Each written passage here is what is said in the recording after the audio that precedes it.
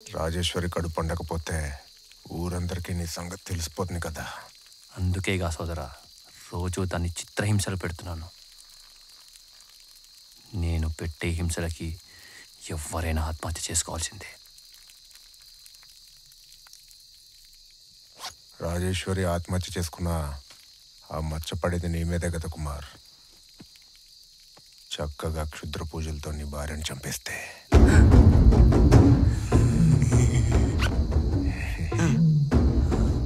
అయితే దీనికోసం నువ్వు కొన్ని పనులు చేయాలి. ముందు ఇంట్లో ఉన్న తులసి మొక్కను తీసిపడే. అలాగే.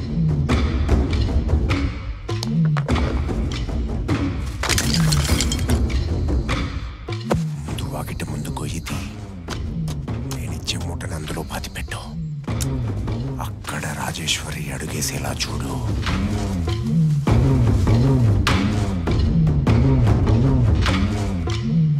రాజేశ్వరి కాఫీ తెస్తున్నానండి.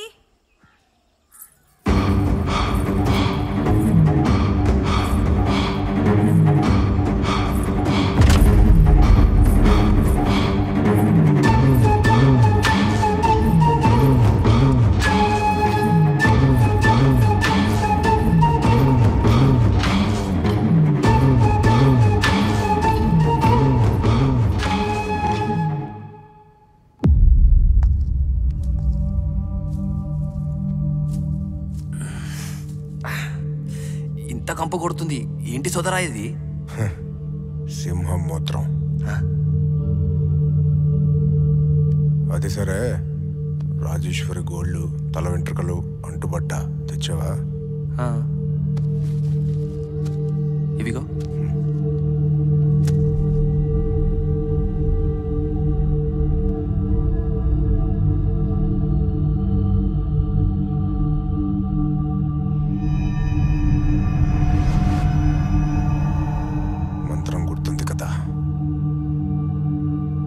ఇది జపించి అన్నం ముద్దలో 3 రక్తపు చుక్కలు వేసి వారం రోజుల పాటు తనకి తినిపించు.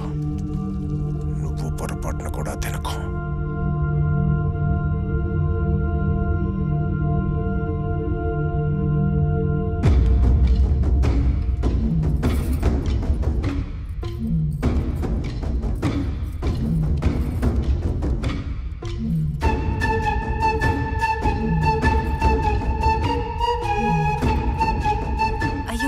లేదండి.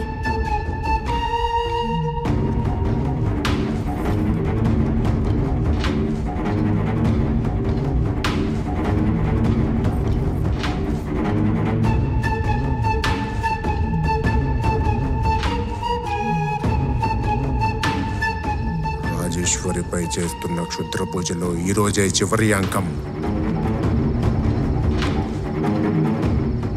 ఆమెని శోభనపు పెళ్లి కూతురిలా అలంకరించి రక్తపు ముద్ద పెట్టు.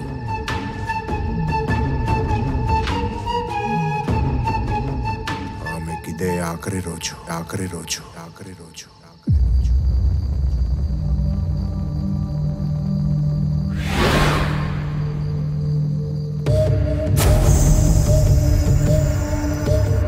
దుమ్ దుమ్ ధూమవతి రం రం కపాలిక ఆవాహయామి.